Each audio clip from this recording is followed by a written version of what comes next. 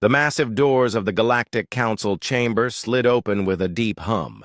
Daiho walked through them, his four crystalline arms moving in the careful rhythm he had practiced for years.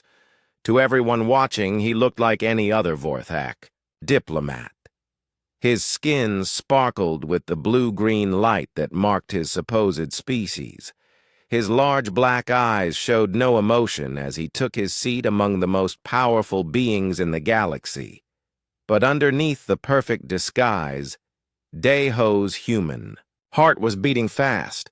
Today would decide if his people lived or died. The chamber was huge, built to hold representatives from 12 different alien species. Each race had their own section with special chairs and breathing equipment. The air smelled of chemicals and strange perfumes that made Daiho want to gag. But he had learned to control such reactions long ago. Veltar, the session leader, stood at the center of the room. He was a Keltharian, nearly 10 feet tall, with gray skin like stone and eyes that glowed red. His voice boomed across the chamber when he spoke. "Council members, we meet today for one purpose," Veltar announced. "To end the human threat once and for all." A wave of excited sounds came from the different alien sections. Some clicked their mandibles. Others hissed through their breathing tubes. A few stamped their feet on the metal floor. Daiho forced himself to nod along with the enthusiasm, even though each sound felt like a knife in his chest. "For 50 years we have tried to contain them," Veltar continued. "We have tried to civilize them. We have tried to make them accept their proper place in our galactic order. But humans refuse to learn." Yildara, the Menthari representative, raised one of her tentacle arms. Her species could read minds, which always made Daiho nervous. "The human problem grows worse each year," she said in her musical voice. "They corrupt other species with their ideas of freedom and rebellion." Daiho remembered the first time he had heard such words. He was 8 years old, hiding in a supply closet on Earth while alien soldiers searched his school. His teacher, Ms. Park, had told the class to be quiet no matter what they heard. Through the thin walls, young Daiho had listened to the aliens, talking about humans like they were diseased animals. "They adapt too quickly," said Crixnall, the Zephyrian scientist. "His people looked like giant insects with brilliant minds.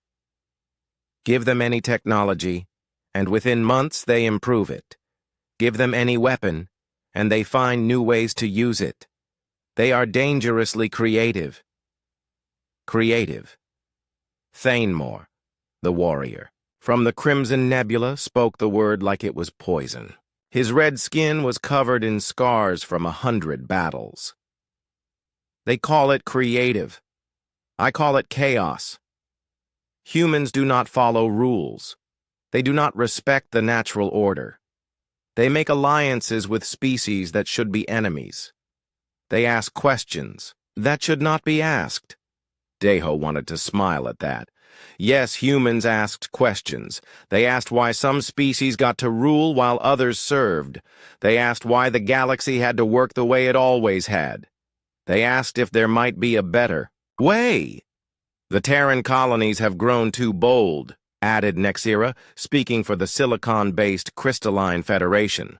Her voice sounded like breaking glass. "They refuse to pay the tribute taxes. They will not send their young to serve in our labor forces. Some colonies have even started making their own laws. Worse than that," Veltar said, "they inspire others. The Altarian mining settlements have stopped sending shipments. The Vegan agricultural worlds are demanding better trade deals. Even some of our own client species are beginning to question their contracts with us." Daiho had to work hard to keep his face calm. Inside, he felt proud. His people were not just surviving. They were showing others that the galaxy's masters could be challenged. "The human infection spreads," Yildara said. Her large eyes seemed to look right through everyone in the room. I sense their influence even here, in this chamber. Their ideas of equality and self-determination contaminate the very air we breathe. For a moment, Deho was sure she had discovered him. His artificial Vorthak brain patterns flickered as his human panic tried to take control. But Yildara's gaze moved on without stopping on him.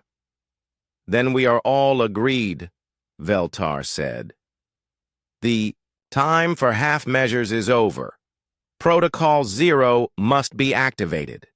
Protocol 0. Deho had heard whispers of it, but never knew what it meant. Now, as the alien council members began to cheer and celebrate, a cold fear settled in his stomach. "The quantum virus is ready," Crixnall announced. "It targets human DNA specifically. Once released, it will spread through any human population in less than 6 hours. Death is guaranteed within 12.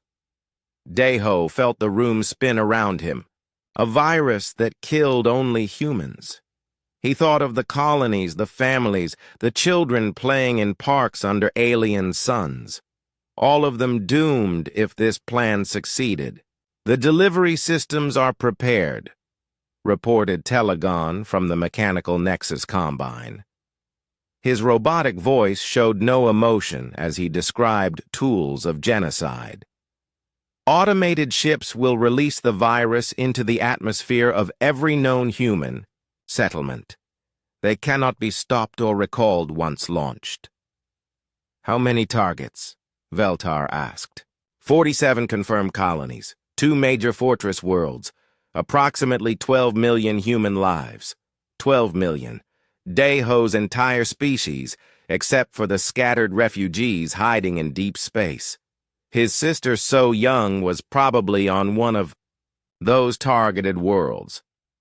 His childhood friend Jae-min definitely was, serving as a civilian leader on New Sol Colony. "When do we launch?" Thanemore asked. His scarred face showed something that might have been excitement. 72 hours, Veltar replied. "The timing is perfect. The humans will be celebrating their harvest festival. Families will gather together. Children will be home from their schools. Maximum casualties with minimum effort. The aliens around..." The chamber made their species versions of laughter. To them, this was just another problem being solved efficiently. They had no idea that one of the people they planned to kill was sitting right there among them. Deho forced himself to make the clicking sound that Vorthax used to show approval. His throat burned with the effort, but he had to maintain his cover. Too much depended on it. "Are there any objections?" Veltar asked, following the formal procedures. Silence filled the chamber. Not one voice spoke for humanity. Not one representative suggested that maybe genocide was wrong. They had all decided that humans were too dangerous to live, and nothing would change their minds. "Then it is unanimous," Veltar declared. "In 72 hours, the human problem will be solved forever. This council is dismissed." As the aliens began to file out of the chamber, talking excitedly about their plans, Deho remained in his seat. He needed a moment to process what he had learned. The weight of his species' survival now rested on his shoulders alone. Around him, the beings who had just voted for genocide chatted about dinner plans and upcoming trade negotiations. To them, the extinction of humanity was just another item of business, quickly forgotten as they moved on to more important matters. Deho finally stood and walked toward the exit, his crystalline skin catching the chamber's lights. He nodded politely to other representatives as they passed. Some even smiled at him, treating him as a friend and ally. If only they knew what he really was. Deho walked through the station corridors after the council meeting, his mind racing. As other aliens passed by, he heard them talking about the coming genocide with casual excitement. They spoke of humans like farmers might discuss getting rid of pests. Finally, one Keltharian officer said to his companion, "I was getting tired of dealing with human pirates in the outer systems. My trading routes will be much safer," agreed a Zephyrian merchant. "Humans always demanded such unreasonable prices for their goods." Deho kept walking, but their words brought back memories he had tried to bury. He remembered the day everything changed for his people. He was 12 years old when the first alien ships appeared in Earth's sky. The whole world had stopped to watch the massive vessels hanging in the clouds like metal mountains. On that day, humanity thought they were about to join a galactic community of equals. Deho's parents, Kyung-soo and Hye-jin, had gathered the family around their old television to watch the historic first contact ceremony. His little sister, So Young, only 8 at the time, had bounced on the couch with excitement. "Do you think they look like us?" So Young had asked, her eyes wide with wonder. "I hope they're friendly," their mother, Hye-jin, had said, holding both children close. Their father, Kyung-soo, always the practical one, had been more cautious. "We should wait and see what they want before we get too excited." He had been right to worry. The alien delegation that landed outside the United Nations building in New York looked impressive and peaceful.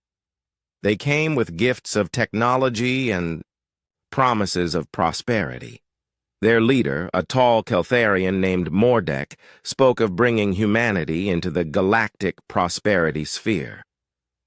But the gifts came with strings attached. Humanity would need to accept their place in the galactic order. They would be classified as a developing species and given a service role. Humans would mine asteroids, farm food worlds, and provide manual labor for more advanced civilizations. "Think of it as an apprenticeship," Mordek had explained to the human leaders. "In a few hundred years, if you prove yourselves worthy, you might earn greater responsibilities. A few hundred years of slavery, Deho's father had called it. Most human governments wanted to accept the deal. The technology the aliens offered could solve every problem on Earth. Clean energy, advanced medicine, faster than light travel. All they had to do was bow their heads and serve. But some humans refused. Deho remembered watching the news reports as resistance groups formed around the world.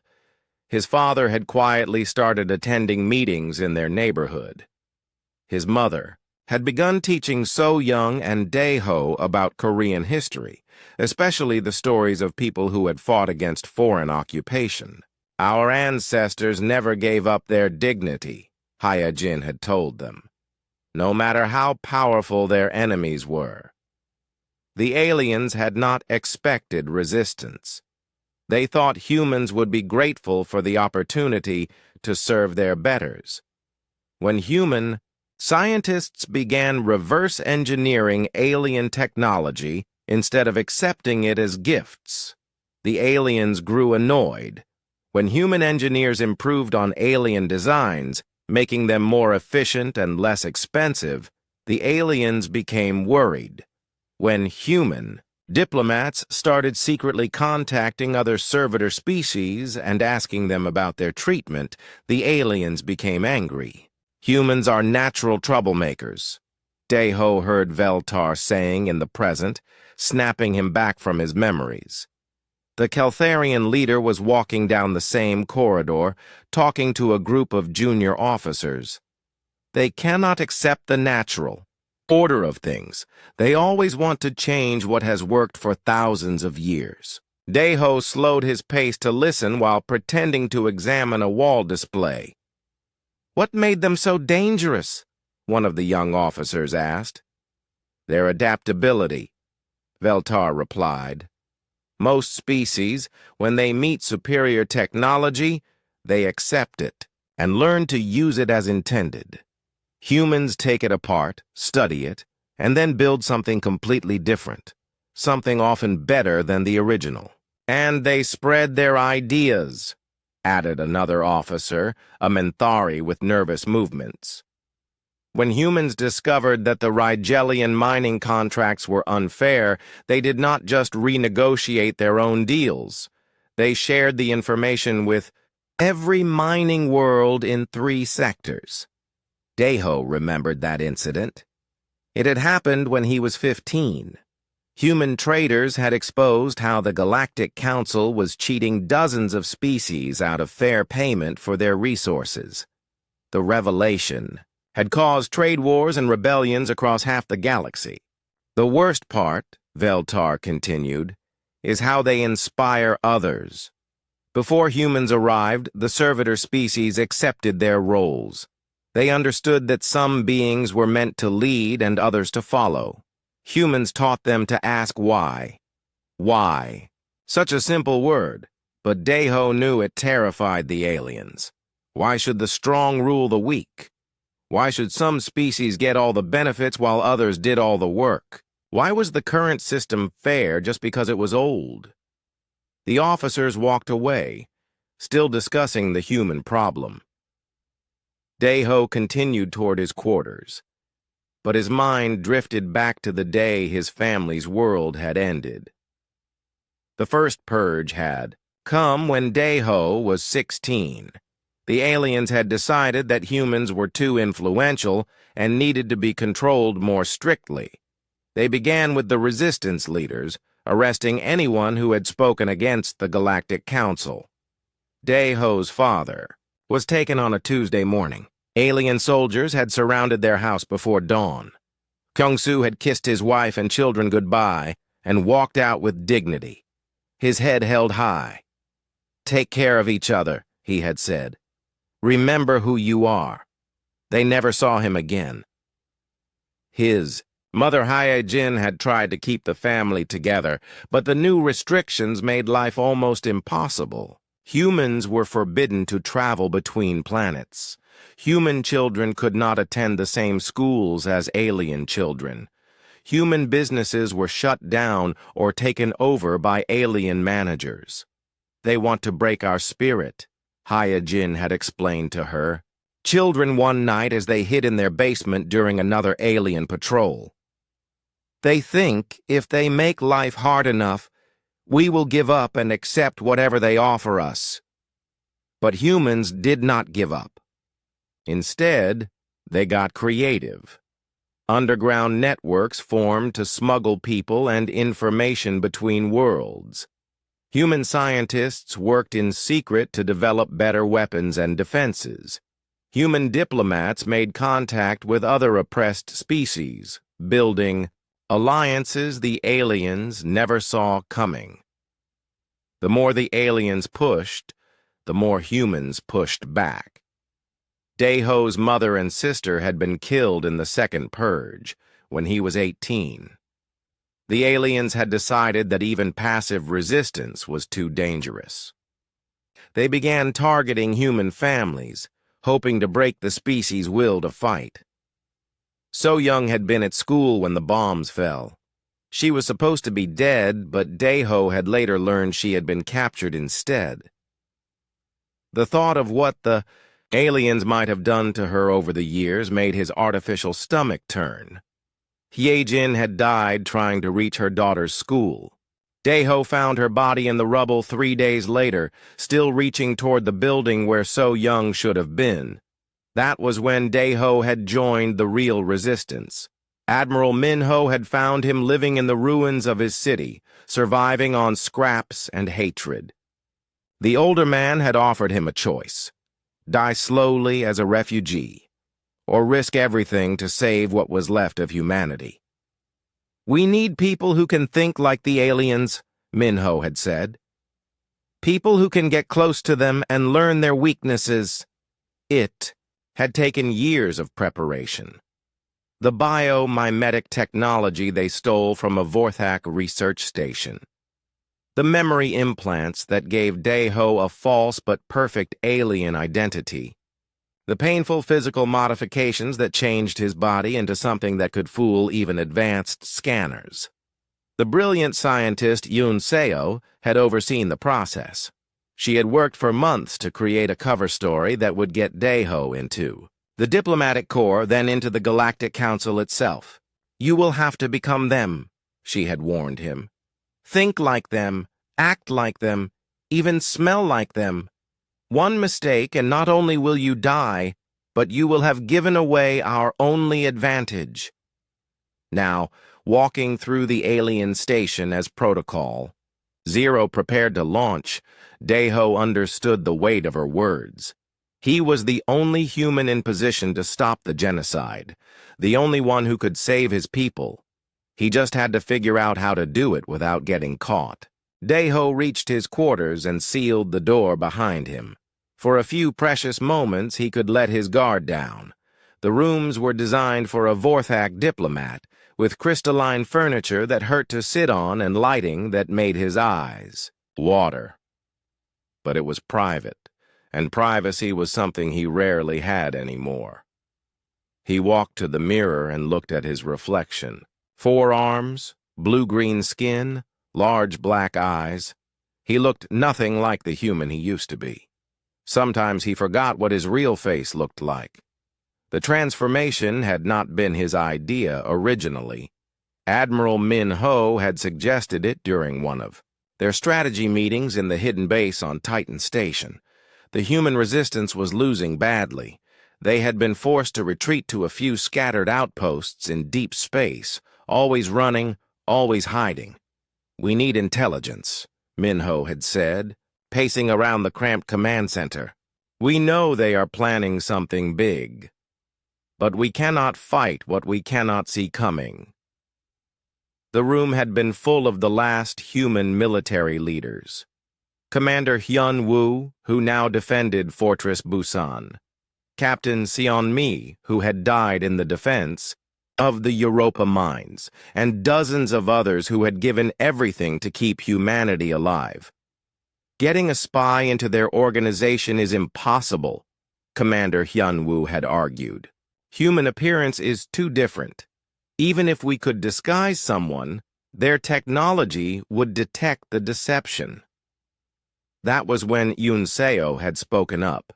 She was young for a scientist, barely 25, but she had already proven herself a genius at bioengineering. "Not necessarily," she had said quietly. "I have been studying the Vorthak biomimetic systems we captured last year." Everyone had turned to look at her. Yoon Seo rarely spoke at strategy meetings, preferring to work alone in her laboratory. When she did speak, people listened. "The Vorthak technology does not just change appearance," she had explained. "It rewrites biology at the cellular level. Someone transformed would not just look like an alien. They would be an alien, at least on the surface." "What about DNA tests?" Minho had asked. "The mimetic system creates a secondary layer of alien DNA throughout the body. Deep scans would show Vorthak genetics. Only a complete autopsy would reveal human remains underneath." The room had fallen silent as the implications sank in. Someone could actually infiltrate the alien power structure, but the cost would be enormous. "How long would the transformation last?" Hyunwoo had asked. "It would be permanent," Yoon Seo had replied. "The process cannot be reversed without killing the subject. Whoever volunteers would have to live as an alien for the rest of their life." That was when Daeho had volunteered. He had not said anything during the meeting. He had simply walked to Yoon Seo's laboratory after everyone else had left and told her he would do it. "You understand what you are offering?" she had asked him. "You would lose everything human about yourself. Your appearance, your body chemistry, even some of your thought patterns would change. The psychological conditioning alone could drive you insane." Daeho had understood, but he also understood that someone had to make the sacrifice, and he had less to lose than most. His family was dead.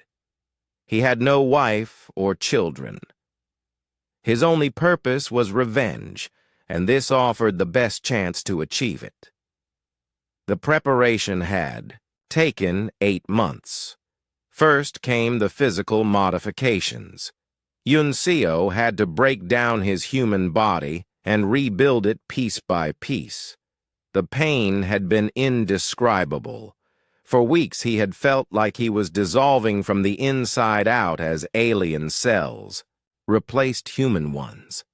But the physical changes were nothing compared to the mental conditioning. "You need to think like a Vorthok," Yunseo had explained as she worked on his brain chemistry. "Their society, their values, their instincts. I am implanting false memories going back decades. You will remember growing up on Vorthak Prime, attending their diplomatic academy, serving in junior positions." "Will I still remember being human?" Daeho had asked. "Yes, but those memories will feel distant, like something that happened to someone else. The Vorthak identity will feel real and immediate. That is the only way the deception will work." She had been right. After the conditioning, Daeho's human memories felt like old stories he had heard somewhere. He could remember his parents and sister, but the emotions attached to those memories were muted. Meanwhile, his false Vorthak childhood felt vivid and real. The hardest part had been learning to hate his own species. "You must believe, at least partially, that humans are dangerous," Yunseo had warned him. "If you seem too sympathetic to human concerns, other aliens will notice. The conditioning will help, but you must also make a conscious effort to see things from their perspective." That had nearly broken him, learning to nod along when aliens talked about human cruelty, agreeing that humanity needed to be controlled for the good of the galaxy, participating in discussions about the best ways to limit human breeding or restrict human technology. But he had done it. For 5 years, he had lived as a Vorthak diplomat named Kethran. He had attended their social functions, worked his way up through their bureaucracy, and slowly gained the trust of the most powerful beings in the galaxy. It had taken 3 years to get assigned to the Galactic Council, another 2 years to become trusted enough to attend emergency sessions. He had spent countless hours listening to aliens plan the oppression of his people, taking notes, offering suggestions, playing his role perfectly, and all the while, he had been gathering intelligence. He knew the locations of alien military bases. He knew their supply routes and communication codes. He knew which species were growing tired of the current system and might be willing to join a rebellion. Most importantly, he knew how they thought. The aliens saw themselves as the natural rulers of the galaxy. They believed that their advanced technology and long history gave them the right to control younger species. They could not imagine a universe where humans were their equals, much less their superiors. That blindness was their weakness. Daeho reached into a hidden compartment in his desk and pulled out a small communication device. It looked like a standard Vorthak datapad, but Yunseo had built it to send messages through quantum channels that alien technology could not detect. He began composing a message to Admiral Min Ho. The old man was probably on Fortress Busan now, preparing for the final defense of human civilization. He needed to know about Protocol Zero, but Daeho had to be careful. If the aliens detected any transmission to human space, they would start looking for the source. "Package delivery delayed 72 hours, he typed, using the code they had established. "Contents more dangerous than expected. Recommend immediate evacuation of all customer locations." It was not much, but it might give the colonies time to scatter before the virus ships arrived. Some humans might escape if they acted quickly. But Deho knew that running was not enough. The aliens would keep hunting until every human was dead. The only way to save his people was to strike back, and strike hard. He deleted the message without sending it. A warning would help a few thousand humans escape, but it would also reveal that someone inside the alien command structure was working for humanity. Once they knew there was a spy, they would find him, and then his sacrifice would be wasted. Instead, he began planning something more ambitious. If he was going to reveal himself, he would make it count. Deho opened his diplomatic files and began studying the technical specifications for the virus delivery system. As a senior Vorthak representative, he had access to detailed plans for Protocol Zero. The aliens trusted him completely. They had made a mistake trusting a human, even one who looked like them. He worked through the night, memorizing security, codes, and mapping out the station's critical systems. Somewhere on this massive structure, the virus ships were being prepared for launch.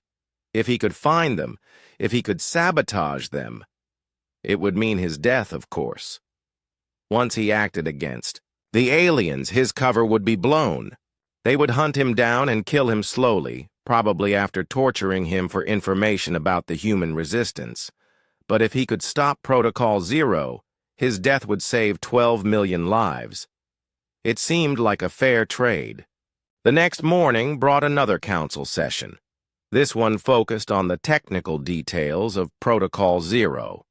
Deho took his usual seat among the Vorthak delegation, nodding politely to the aliens he had come to know over the years.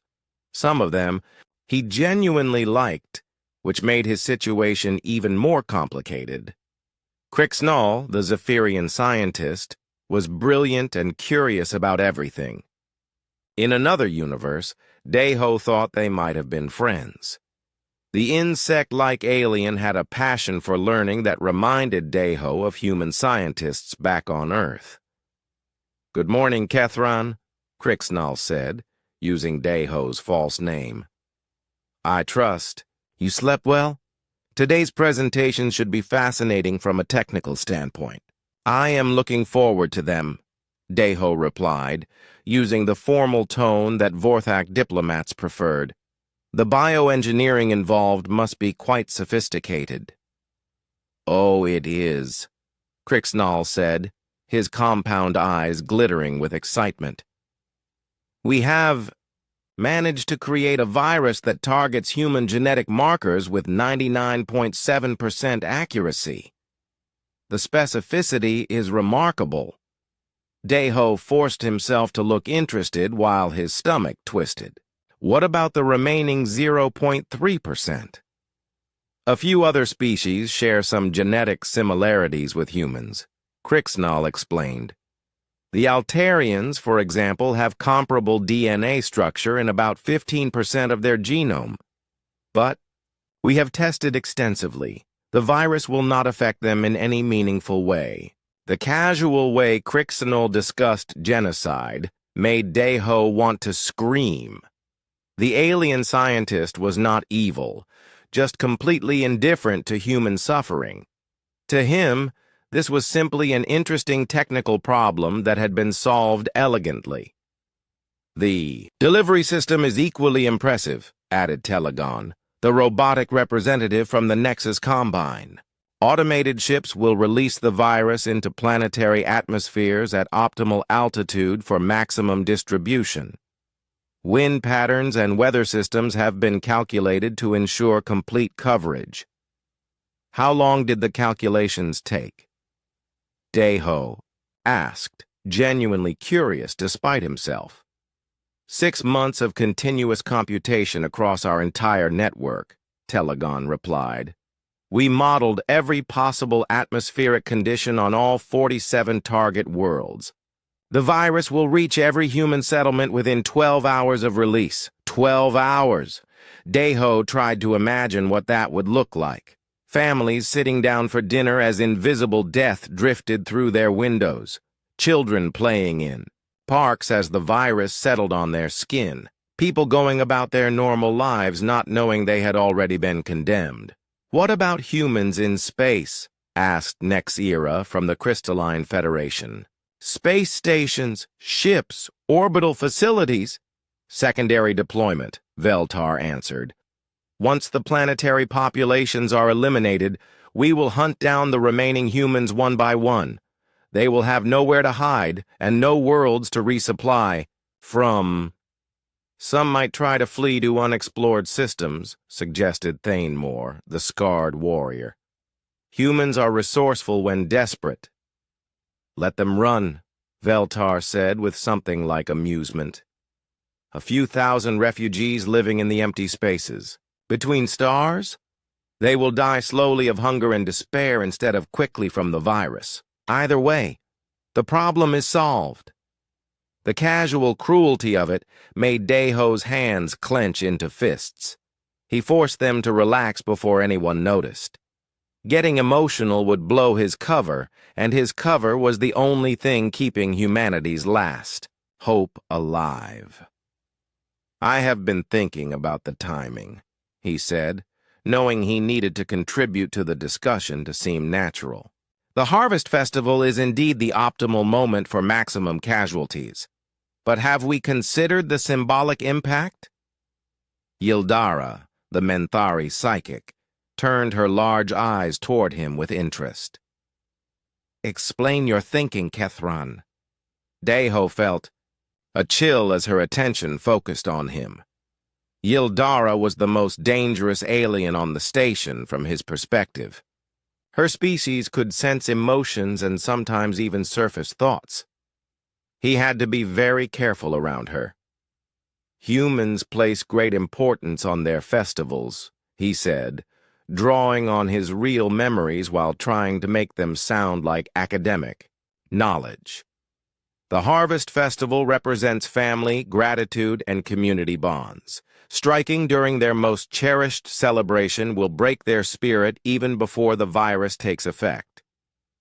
Psychological warfare, Thanemore said approvingly. Excellent thinking. Destroy their hope along with their bodies.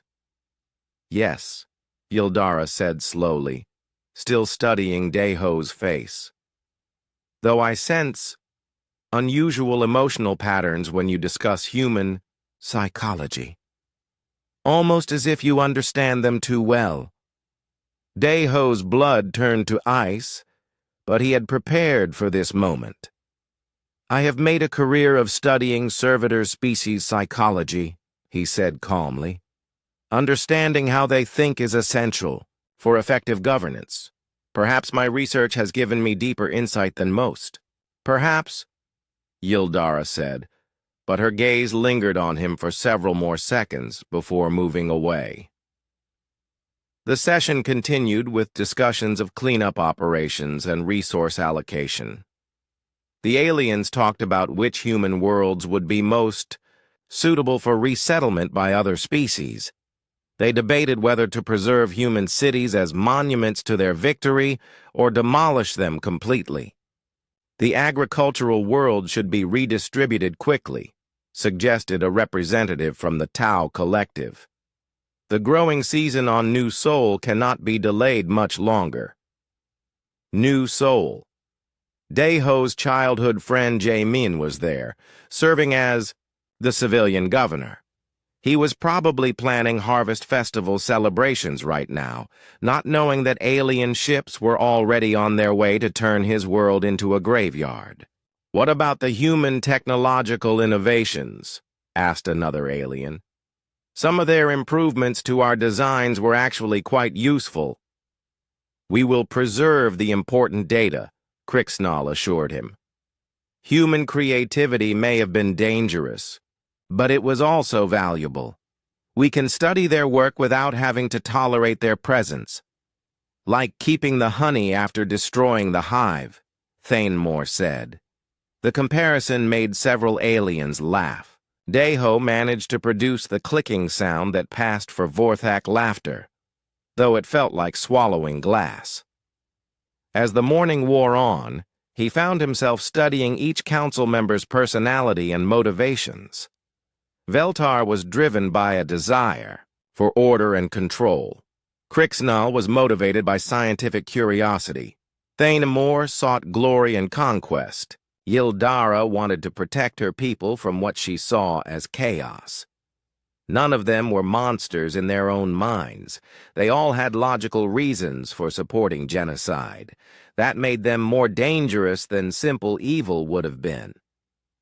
During a break, between sessions, Deho found himself standing next to Crixnall at the refreshment area. The Zephyrian was examining a crystalline fruit with the same intensity he brought to scientific problems. "You seem troubled today, Kethron," the scientist observed. "Is something wrong?" "Just thinking about the magnitude of what we are undertaking," Deho replied carefully. "Eliminating an entire species is significant." "True," Crixnall agreed. "But consider the alternative. Human influence has already caused 17 different conflicts in the past decade. If we allow them to continue spreading their ideas, the entire galactic order could collapse." "And you believe that would be a bad thing?" Crixnall looked surprised by the question. "Of course, the current system has brought peace and prosperity for thousands of years. Why would we want to change something that works so well?" "For whom does it work well?" Deho asked, then immediately regretted the words. That was exactly the kind of question a human would ask. "For everyone," Crixnall said, though he sounded less certain than usual. "Each species contributes according to their abilities and receives according to their needs. The strong protect the weak. The wise guide the foolish. It is natural law. And who decides which species are strong and which are weak?" "Nature decides," Crixnall replied, but his compound eyes showed confusion. "The species that developed faster than light travel first, that built the great civilizations, that mastered the fundamental forces of the universe, these are obviously the superior races." "Obviously," Deho agreed, ending the conversation, before it could go any further. But he could see that Crixnall was thinking about his questions. That was the human influence the aliens feared so much. Not violence or conquest, but simply asking why things had to be the way they were. If he could plant enough doubts in enough minds, maybe some of these aliens would start questioning the genocide. Maybe some of them would even help him stop it. It was a thin hope, but it was better than no hope at all. The afternoon session revealed the full horror of Protocol Zero. Deho sat in the council chamber as holographic displays showed detailed maps of human settlements across the galaxy. Each red dot represented a community that would soon be wiped from existence. "The virus deployment sequence is elegantly simple," Telegon explained as the displays shifted to show ship trajectories. 47 automated vessels, each carrying enough viral payload to sterilize an entire world. They will arrive at their targets simultaneously, ensuring no human colony can warn the others. Deho watched the red lines trace paths through space toward worlds he knew contained millions of innocent people. The precision was terrifying. The aliens had planned this genocide with the same careful attention they gave to trade agreements or scientific research. The ships left their staging areas this morning, Veltar announced. They are now approximately 60 hours from their targets. Once launched, they cannot be recalled or redirected. The final solution to the human problem is now inevitable. A wave of satisfaction rippled through the chamber. Some aliens applauded. Others made the noise their species used to express approval. Deho forced himself to click his mandibles in the Vorthak manner, though each sound felt like a betrayal of his own people. "Let us review the primary targets," Crixnall said, calling up detailed files on the major human settlements. New Sol in the Kepler system houses approximately 1.2 million humans, mostly civilians engaged in agricultural production. Daeho's throat tightened as images of New Sol appeared in the air above the chamber. He could see the familiar, dome-shaped buildings, the vertical farms that fed three-star systems, the children's schools where human kids learned about art and science and hope. His friend Jae-min was probably in the government complex right now, working on harvest quotas and trade negotiations. The population is concentrated in 6 major cities, Crixenal continued.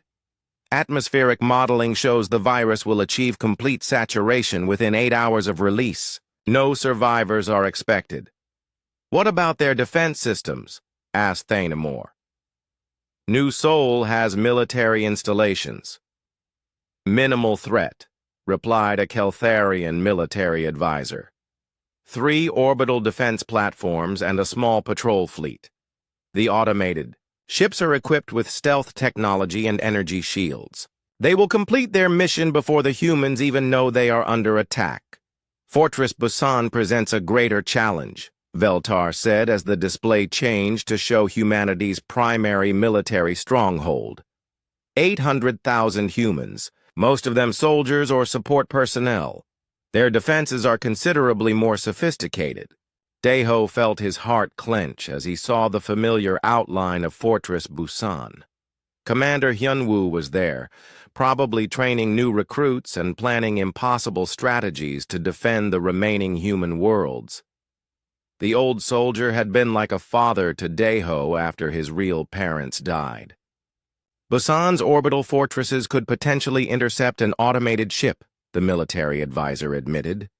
However, our payload delivery system includes multiple redundancies. Even if they destroy the primary vessel, secondary charges will still release the virus.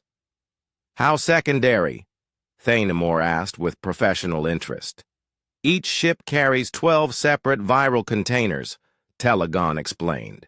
Destroying the ship itself will scatter these containers across a wide area, ensuring atmospheric contamination even if the primary release mechanism fails. Elegant, Thanemore said approvingly. Human military efficiency turned against them. The irony was painful.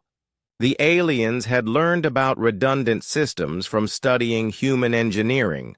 Now they were using that knowledge to make sure their genocide could not be stopped. The remaining 45 targets are smaller settlements, Crixenal continued. Mining colonies, research stations, trading posts. Most have populations under 50,000. Complete sterilization is guaranteed for all of them. Daeho listened as the scientist methodically described the death of his entire species. Families would be sitting down for dinner when the virus reached them. Children would be playing in their bedrooms. Elderly humans would be telling stories to their grandchildren. And within hours, they would all be dead.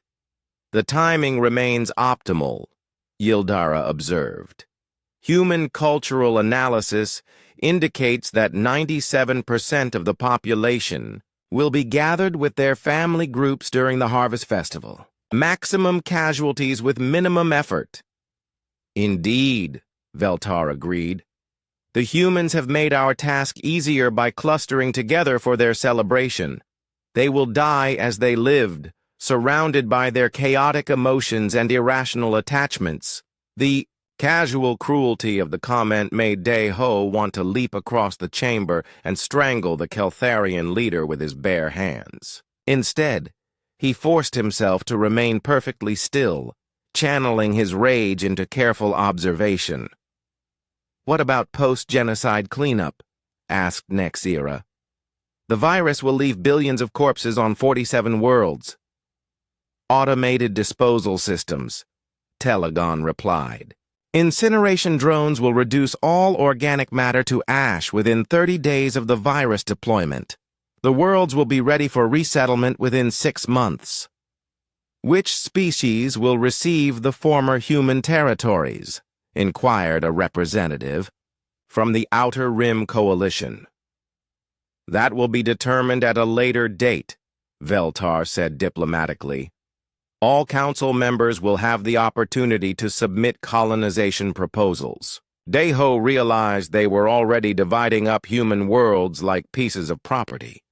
In their minds, his people were already dead. The only question was, who would profit from their graves? Security concerns have been addressed, the Keltharian military advisor continued. All communication channels between human settlements are being monitored. If any colony attempts to broadcast a warning, automated jamming systems will block the transmission. What if some humans are off-world when the virus is released? Asked Thanemore. Phase 2. Operations will hunt down the survivors, Veltar explained. We estimate no more than 10,000 humans are currently traveling between systems. Special task forces are already in position to intercept them. 10,000. Out of 12 million, only 10,000 might escape the initial genocide. And those survivors would be hunted down like animals until none remained. How long until complete human extinction? Yildara asked. 72 hours for the primary phase, Telegon calculated. Perhaps an additional 30 days to eliminate the scattered survivors. The human species will be extinct before the next Galactic Trade Council meeting. The aliens discussed this timeline with the same tone they might use to plan a construction project or organize a scientific conference. The complete extinction of an intelligent species was just another item on their agenda. There is one final matter, Veltar said as the session began to wind down. Some council members have expressed interest in preserving human specimens for future study. Absolutely not, Yildara said immediately. Living humans are too dangerous. Even a small population could eventually rebuild and spread their destructive ideas again. I was thinking of purely scientific preservation, Crixnall interjected. Perhaps a few dozen individuals kept in controlled laboratory conditions. Their unique adaptability might yield interesting research opportunities. Too risky, Thanemore argued.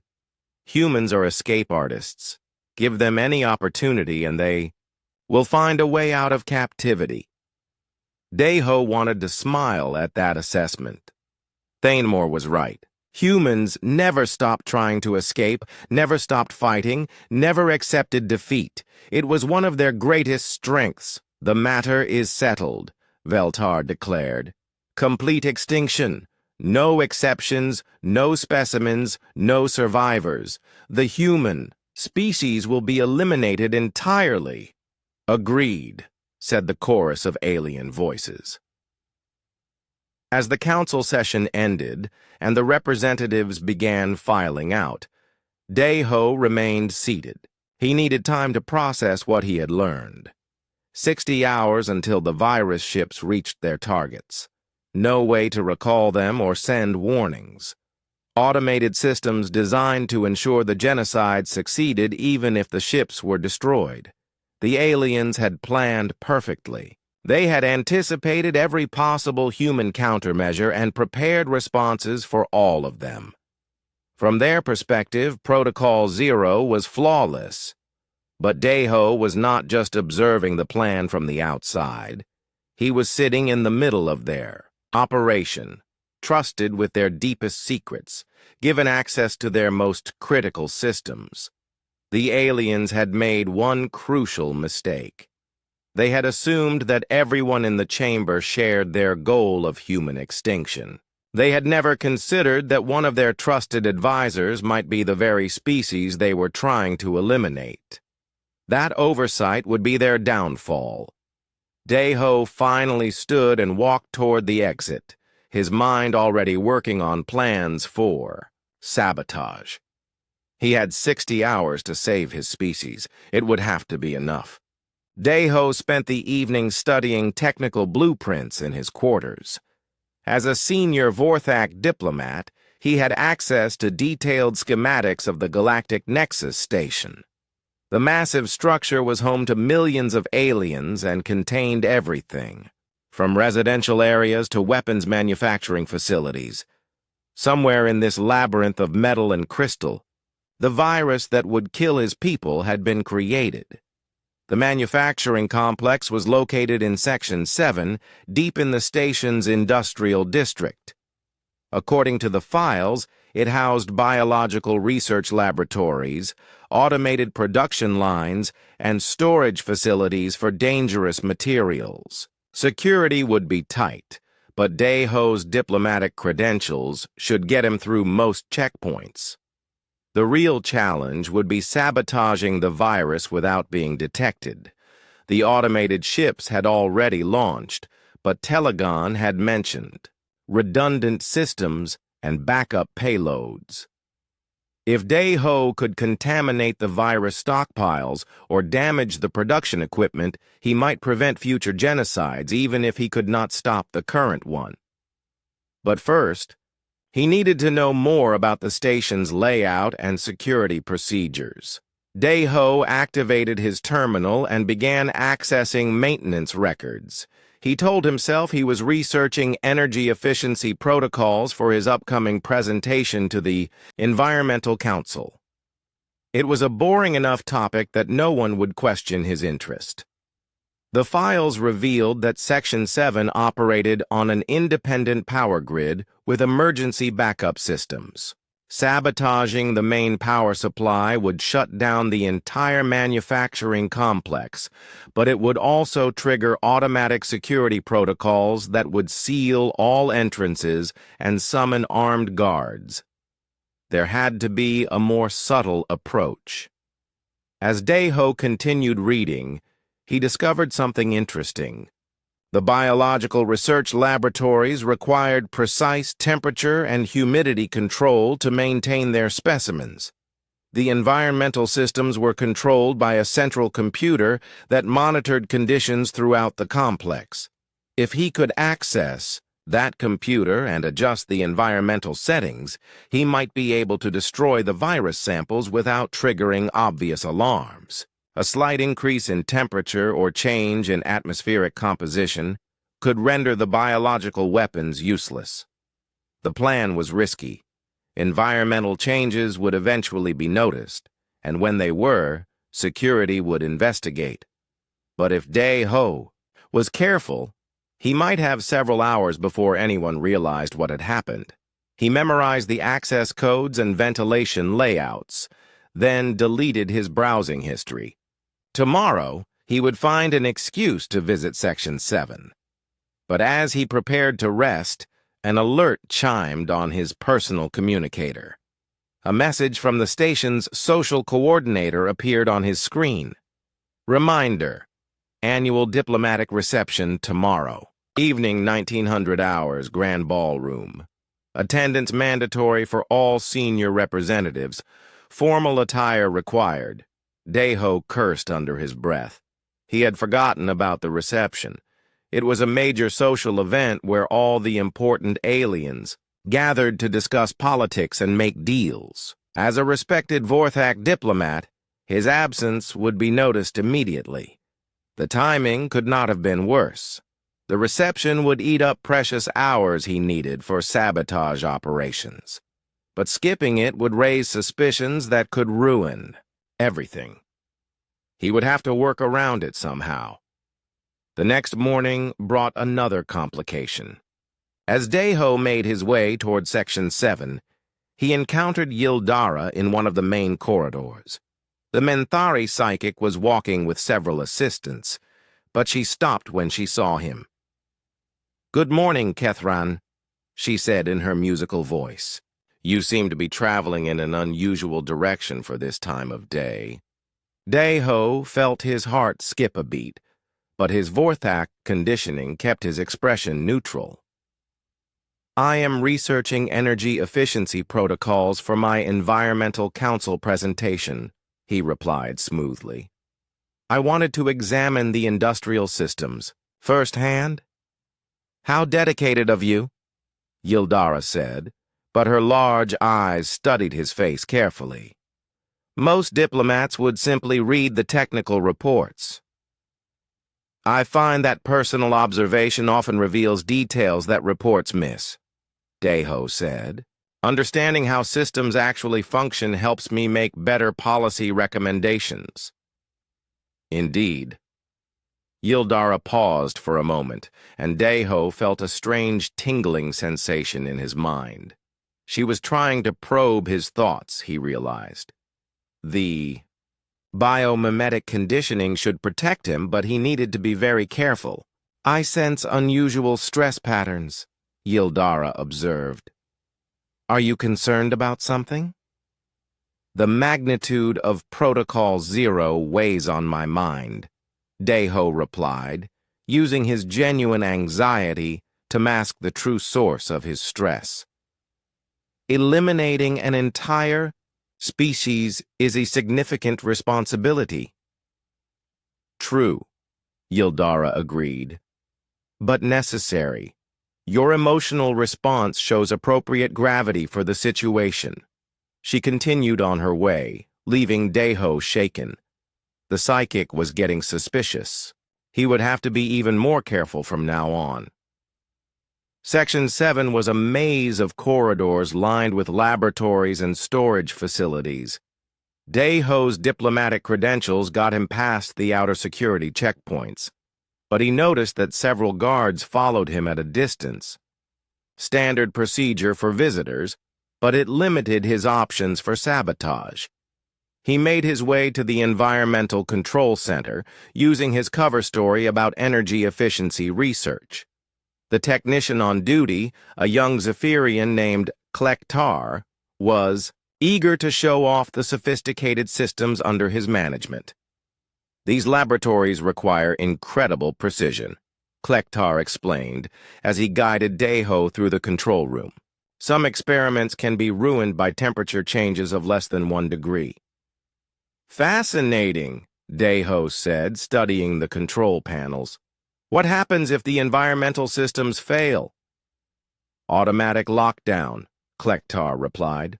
All specimens are preserved in emergency stasis until conditions can be restored.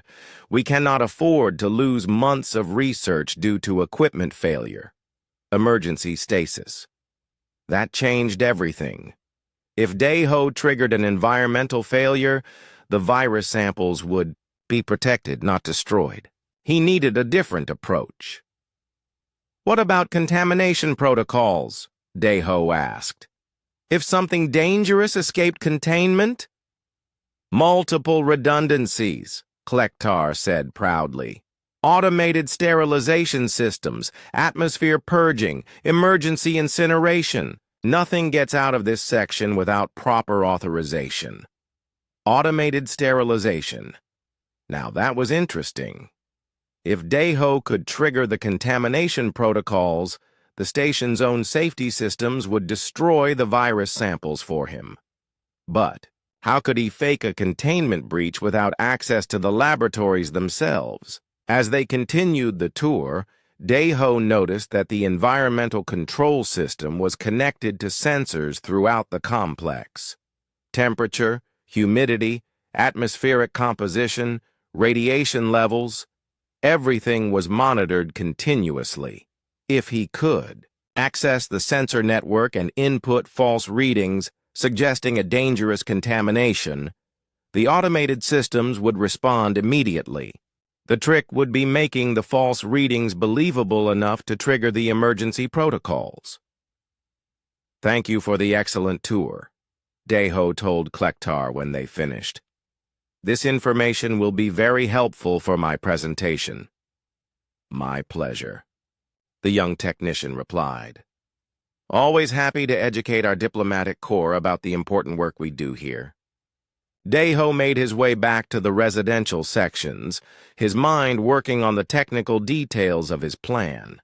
He would need to access the sensor network remotely, probably through his own terminal using diplomatic override codes. The false contamination. Reading would have to be subtle at first, gradually increasing until it crossed the threshold that triggered emergency sterilization. But timing would be critical. If he acted too soon, the aliens might have time to investigate and discover the deception. If he waited too long, the virus ships would reach their targets before the contamination protocols could destroy the backup supplies, and he still had to attend the diplomatic reception that evening. Missing it would raise too many questions. As he reached his quarters, another message was waiting on his terminal. This one was from Veltar himself. All senior representatives will present brief status reports at tonight's reception. Please prepare a summary of your recent activities for the Council's review. A status report. In front of all the major alien leaders, where they would be watching his every word and gesture for signs of deception. Daeho realized that his window of opportunity was closing rapidly. If he was going to act, it had to be soon. Once he triggered the contamination protocols, he would have only hours before the deception was discovered, and once it was discovered, his life as a spy would be over. He began preparing for what might be his final mission. In his hidden compartment, he found the emergency beacon that Yunseo had given him years ago.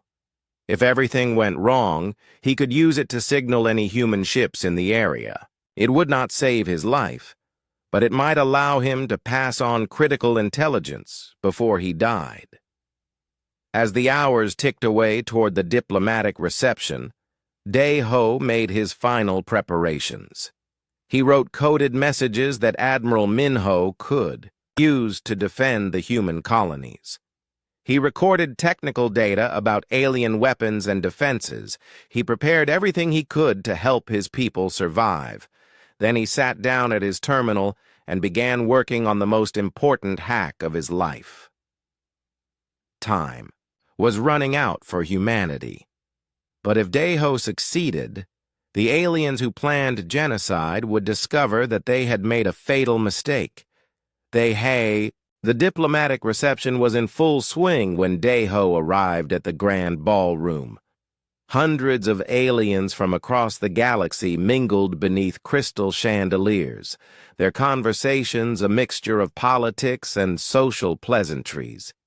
He moved through, the crowd in his formal Vorthak diplomatic robes, exchanging greetings and making small talk while his mind focused on the sabotage operation he would launch later that night. But as he approached the central area where the senior representatives were gathering, he saw something that stopped him cold. There, in a small group near the refreshment area, stood his sister, So Young. She was alive, but barely recognizable. Her human features had been altered by alien medical procedures. Scars covered her arms and neck where experimental devices had been attached. Her eyes, once bright with curiosity and hope, now showed the hollow look of someone who had endured years of torture. She was wearing the gray uniform of a test subject, with identification codes tattooed on her forehead. 2 alien guards flanked her, making sure she did not stray too far from their supervision. Daeho's carefully maintained composure nearly shattered. He had known intellectually that his sister might still be alive, but seeing her in person brought back a flood of human emotions that his alien conditioning could barely contain. He forced himself to look away before anyone noticed his reaction, but the damage was done. His perfect Vorthak facade had cracked, and in a room full of telepaths and empaths, cracks were dangerous. "Interesting specimen, is it not?" said a voice behind him. Daeho turned to find Crixnall approaching, his compound, eyes fixed on So Young. The Zephyrian scientist carried a datapad covered with notes and observations. "The human female has proven remarkably resilient," Crixnall continued. "We have subjected her to 17 different experimental procedures over the past 4 years. Each time we expected her to break. Each time she recovers and adapts." "What kind of experiments?" Daeho asked, fighting to keep his voice level. "Neural mapping, genetic modification, psychological conditioning, sensory deprivation, pain tolerance studies, Crixnell listed casually. She has provided invaluable data about human physiology and mental capabilities.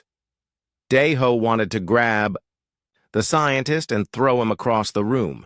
Instead, he nodded with what he hoped looked like professional interest. Has she provided useful intelligence about human military capabilities? Surprisingly little, Crixnell admitted. She claims to know nothing about resistance operations or hidden bases. Either she is telling the truth, or humans have remarkable mental discipline under torture. Deho knew which it was. So Young had been a civilian librarian when the aliens captured her. She genuinely knew nothing about military secrets, but she had endured years of torture rather than give the aliens information she did not possess. Why bring her to the reception? Deho asked. Council members wanted to see a live human before we eliminate the species, Crixnell explained. Some representatives have never encountered one in person. It seemed educational. They were displaying his sister like a museum artifact, letting alien dignitaries examine her before they committed genocide against her people. Has she said anything interesting? Deho forced himself to ask. Oh, yes, Crixnell said, consulting his datapad. She keeps insisting that humans will never give up, that even if we kill all the colonies, survivors will find a way to strike back. Typical human delusion, of course. It was not delusion. It was hope. And Deho realized that despite everything the aliens had done to her, So Young still believed in her people. Would it be possible to speak with her? Deho asked. I am curious about human psychological responses to captivity. Certainly, Crixnell said. Though I should warn you, she can be quite hostile. She has bitten 3 researchers and attempted to escape custody 18 times. 18 escape attempts. Deho felt a surge of pride in his sister's courage. She had never stopped fighting, even when fighting seemed hopeless. They approached, the guards holding So Young. Up close, Deho could see more details of what the aliens had done to her. Surgical scars, injection marks, strange implants under her skin. But her eyes still burned with defiance. Subject 47 Alpha, Crixnell addressed her formally.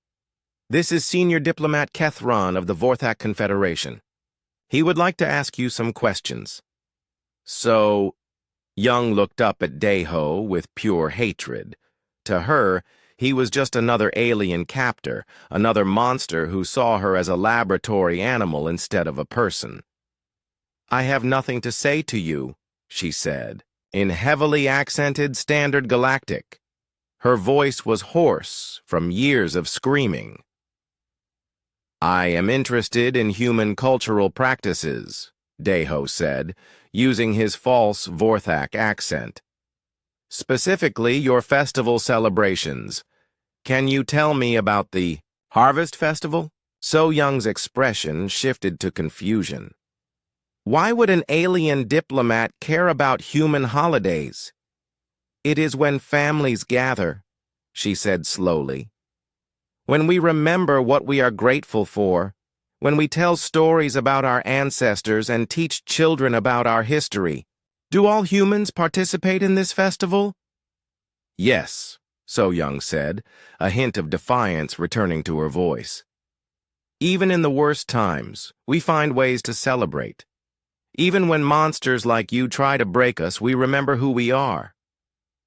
Fascinating, Deho said, though inside his heart was breaking. And what do you believe will happen to your people? So Young straightened as much as her restraints allowed. You will never destroy us all, she said fiercely. Humans survive. Humans adapt. Humans fight back. You may kill our bodies, but you will never kill our spirit. The subject shows typical human irrationality, Crixnall observed, making notes on his datapad, maintaining hope despite overwhelming evidence of defeat. But Deho knew it was not irrationality. It was the core of what made humans human. The refusal to surrender even when surrender was logical. The determination to keep fighting, even when victory seemed impossible. "Thank you for the demonstration," Deho told Crixnall. "It was very enlightening." As they walked away, leaving So Young with her guards, Deho felt his resolve crystallizing. He had been planning to sabotage the virus production as a strategic move to save his species. Now it had become personal. The aliens had made a mistake, bringing his sister to the reception. They thought they were showing off their control over humanity. Instead, they had reminded Deho exactly what he was fighting for. The formal presentations began an hour later. Veltar called for the status reports he had requested, and one by one, the senior representatives addressed the assembly. When Deho's turn came, he stood and faced the crowd of alien dignitaries. For a moment, he considered dropping his disguise, right there, revealing his true identity in front of everyone. But that would accomplish nothing except getting him killed. Instead, he gave a brief report on environmental efficiency protocols and trade optimization strategies. Standard diplomatic nonsense that no one would remember 5 minutes later. But as he spoke, he caught sight of Yildara watching him intently. The Menthari psychic's large eyes seemed to see right through his performance. When the presentations ended and the guests began to disperse, Yildara approached him directly. "Walk with me," she said. It was not a request. They moved to a quiet corner of the ballroom, away from the crowds and conversations. Yildara stood very close to him, her psychic abilities focused like a laser on his mind. "There is something different about you tonight, Kethryn," she said softly. "Your emotional patterns are unusual." "I have been under considerable stress lately," Deho replied. "The magnitude of Protocol Zero is weighing on my mind." "No," Yildara said. "This is something else. Something deeper." She paused, tilting her head as if listening to sounds only she could hear. "When you looked at the human subject earlier, I sensed recognition, as if you knew her personally." Deho felt ice forming in his veins. "That is impossible. I have never encountered a human before today." "Have you not?" Yildara asked. "Because I am sensing memories that feel remarkably human in nature, emotions that seem far too personal for academic interest." "I do not understand what you are suggesting." Yildara moved even closer, her psychic probe intensifying. "I think you understand perfectly. The question is, what are you going to do about it?" For a long moment they stared at each other in silence. Deho could feel her mental abilities pushing against his biomimetic conditioning, searching for the truth beneath his false Vorthak identity. "You know what I am," he said finally. "I suspected," Yildara replied, "but I wanted to be certain before I acted." "Will you expose me?" Yildara was quiet for several seconds, and when she spoke again, her voice was thoughtful. "That human subject, the one you recognized, she is remarkable, is she not? After everything we have done to her, she still believes her people will find a way to fight back." "Yes." And now I discover that she was right. A human has indeed infiltrated our highest councils. You have sat among us for years, learning our secrets, waiting for the right moment to strike. Deho said nothing. There was nothing left to say. "Find myself curious," Yildara continued. "What did you plan to do? How does one human expect to stop the combined might of the Galactic Council? You will have to wait and see, Deho said. Yildara smiled, an expression that looked strange on her alien features. Yes, she said. I think I will. To Deho's amazement, she turned and walked away without calling. Deho returned to his quarters and immediately began his final operation. His hands moved quickly across the terminal keyboard as he accessed the station's environmental monitoring network. The diplomatic override codes that had seemed like simple bureaucratic tools now became weapons of sabotage. First, he planted false readings in the biological containment sensors. Radiation levels in Section 7 began showing gradual increases that suggested a dangerous leak. Temperature fluctuations appeared in the virus storage facilities. Atmospheric composition readings shifted to indicate contamination. The changes were subtle at first, designed to look like natural equipment drift rather than deliberate manipulation. But over the course of an hour, they would escalate until they crossed the thresholds that triggered automatic sterilization protocols. As Deho worked, alarms began sounding throughout the station. But these were not security alerts. They were the environmental warnings he had programmed, indicating dangerous conditions in the biological research complex. He monitored the alien responses through the station's communication network. Emergency teams were rushing to Section 7. Scientists were evacuating their laboratories. Automated systems were preparing to incinerate anything that might pose a contamination risk. Perfect. But as he put the finishing touches on his sabotage program, his door chimed. Someone was requesting entry.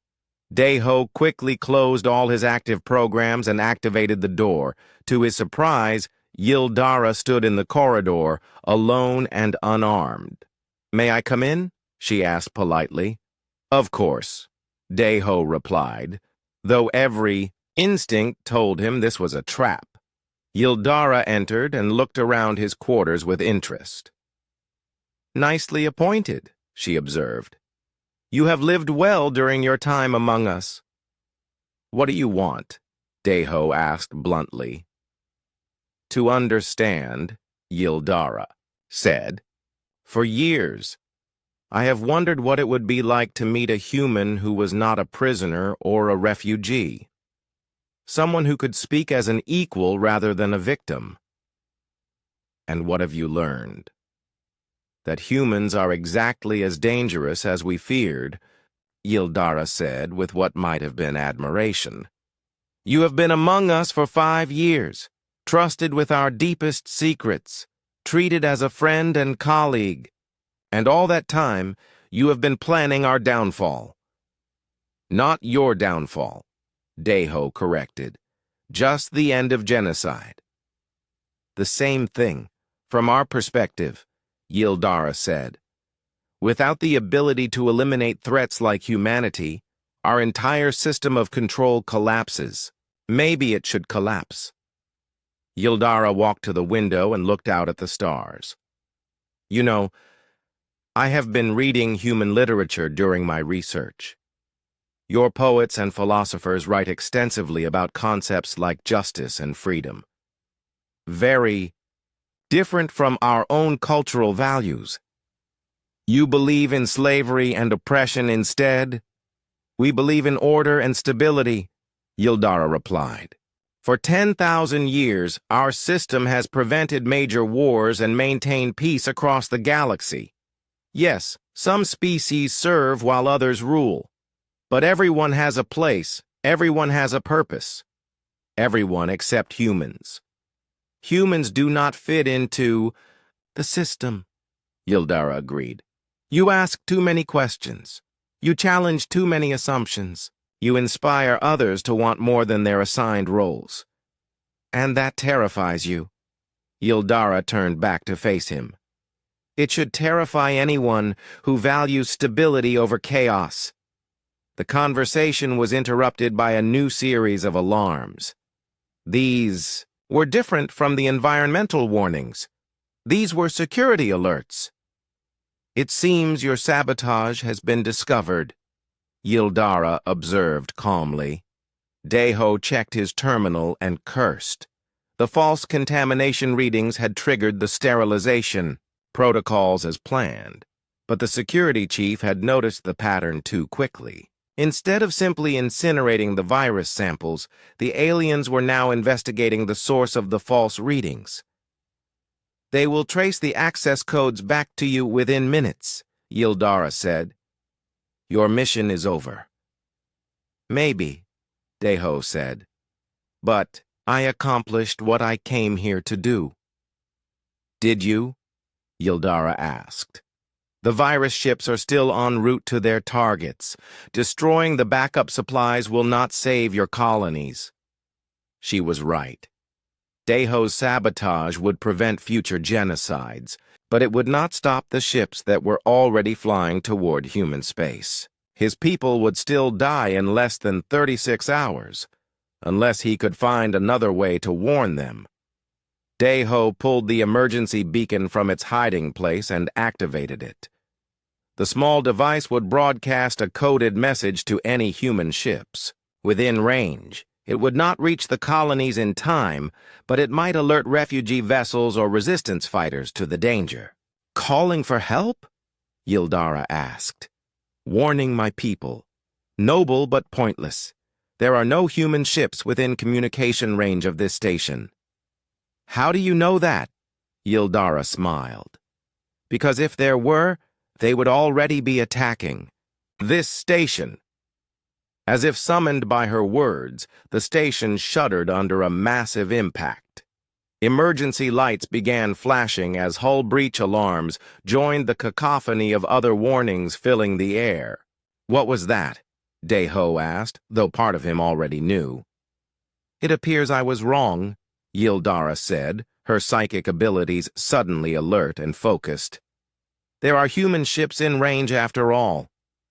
Another impact shook the station, this one powerful enough to knock both of them off their feet.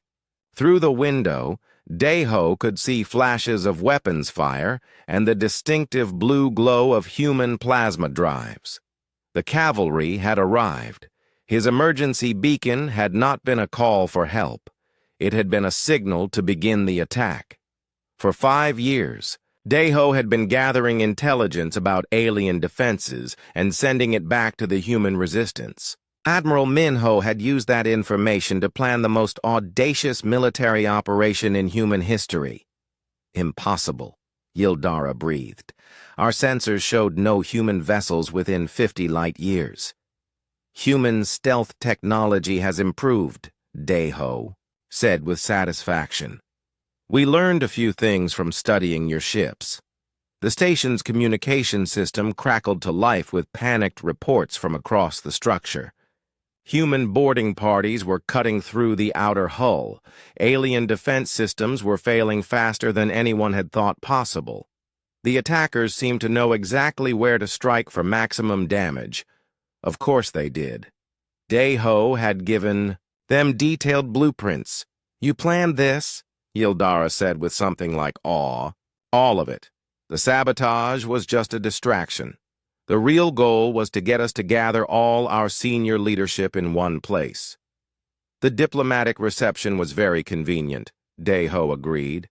Nearly every important alien in the galaxy, all in the same station, all focused on celebrating genocide. "And now you plan to kill us all." "No," Deho said. "We plan to capture you all. Dead martyrs inspire followers.